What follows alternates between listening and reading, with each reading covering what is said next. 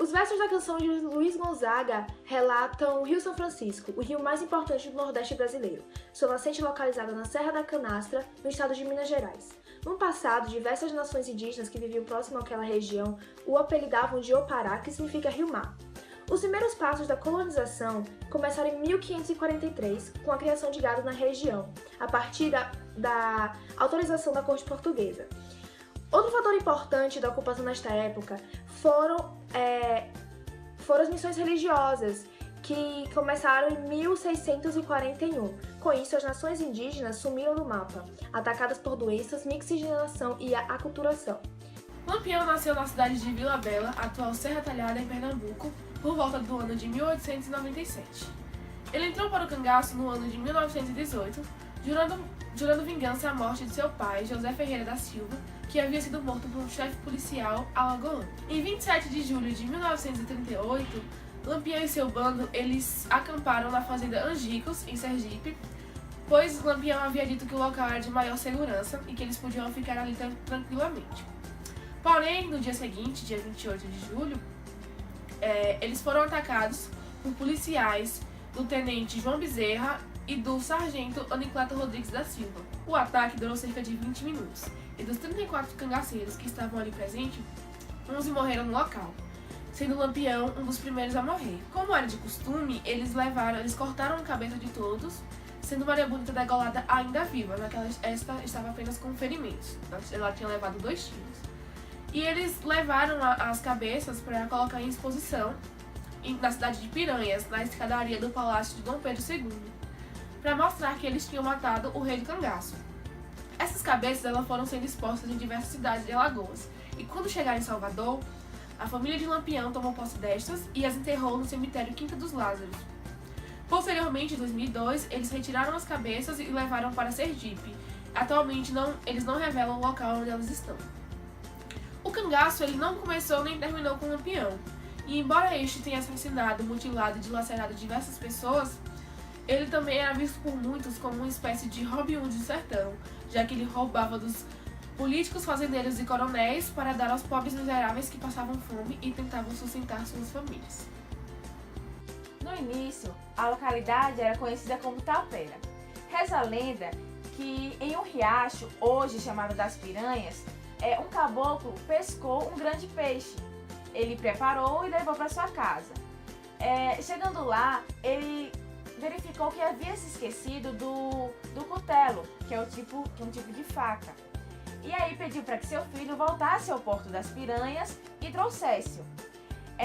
Essa versão foi passando de geração em geração e seria o motivo pelo qual o lugar fosse denominado Piranhas. O arraial de Piranhas data do século XVIII. Na região predominaram 2 famílias, os Feitosa e os Alves.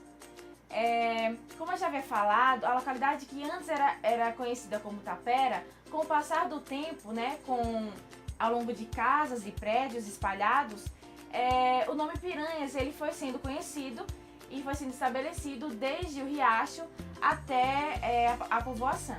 O estabelecimento da navegação a vapor em agosto de 1877, que faz o percurso Penedo-Piranhas, veio dar um novo impulso ao município. Porém, o maior fator de desenvolvimento deve-se à construção da estrada de ferro em Paulo Afonso em 1871, que faz o percurso de Piranhas até Jatobá, no estado de Pernambuco. A região de Piranhas é um dos importantes locais de ponto turístico de Alagoas. Ela é ideal para turistas estrangeiros que pretendem conhecer mais sobre a política local e sobre a história do local, porque os habitantes de lá possuem grande parte de influência em inglês ou em espanhol, ou seja, pessoas que não entendem da língua brasileira podem estudar sobre o local graças às pessoas formadas na área estrangeira. Além disso, a cidade é um dos pontos turísticos mais importantes do Brasil, tendo importantes locais de visitação como a Grota dos Angicos e a Trilha do Cangaço. Passados mais de 500 anos do descobrimento do rio, o São Francisco nunca se pareceu tanto com o Lamento. Mesmo assim, continua fertilizando terra dos 5 estados. Nas últimas décadas, o São Francisco já perdeu 3 dos 16 afluentes. A exemplo do rio, a população que mora em suas margens também está entregue à própria sorte. A pureza dos 5 séculos foi amenizada com projetos de irrigação, mas a miséria continua lá. Isso especialmente quando o rio atravessa as regiões mais tórridas, que se debruçam sobre as suas margens. A Caatinga é uma região semiárida e, somados os efeitos do homem na natureza, causa a desertificação ou aridez dessa vegetação. Nessa época do ano em que o calor é muito intenso, as folhas das árvores começam a cair a fim de que essas plantas possam economizar energia e possam continuar vivas durante esse período. É também característica da vegetação pequeno porte das folhas, espinhos nos caules, batatas em raízes, tudo isso a fim da acumulação de água. Também é perceptível durante o nosso passeio que nós vemos portes como o arbustivo, as bromélias, as cactáceas e o arboiro. A rocha típica do semiárido nordestino é muito encontrada no fundo dos oceanos, principalmente no Atlântico. São metamórficas, ou seja, que no passado já foram corais, que posteriormente transformaram-se em calcário. Dessa forma, percebemos que passa de orgânico para inorgânicos.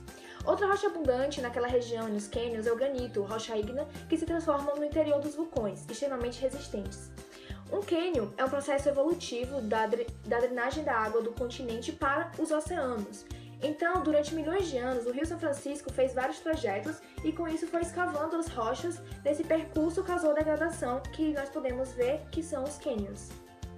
As usinas hidrelétricas de Itaipu e de Paulo Afonso são da Chesf. Essas usinas têm um papel importante de abastecer as cidades as devidas cidades que lhes são impostas, através da conversão da energia das águas em energia elétrica. As usinas elas mantêm um pequeno índice de poluição e de impacto ambiental devido ao pouco número de pessoas que habitavam na época quando ela foi construída.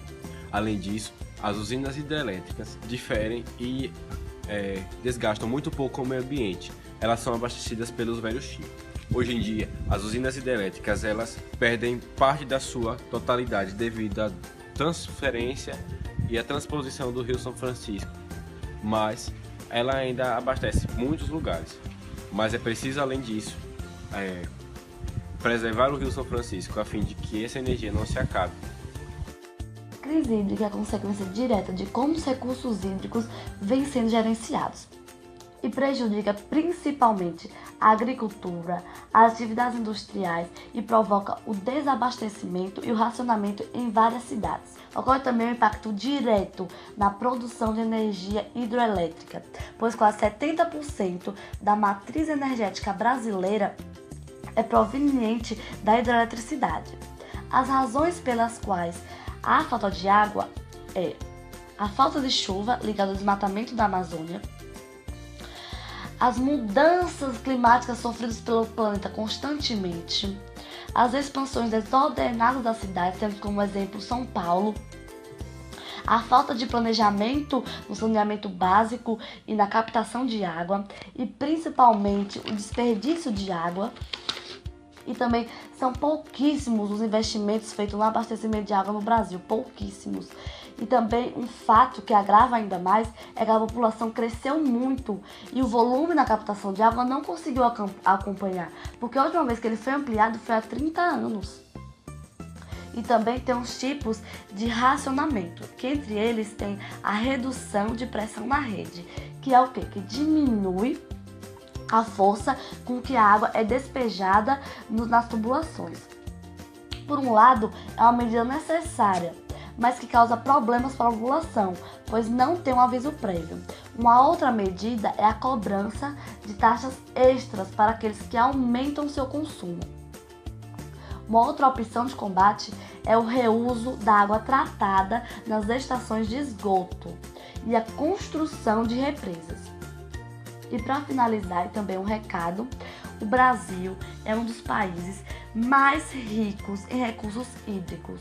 O que falta é uma boa gestão e um melhor aproveitamento dessa dádiva da natureza.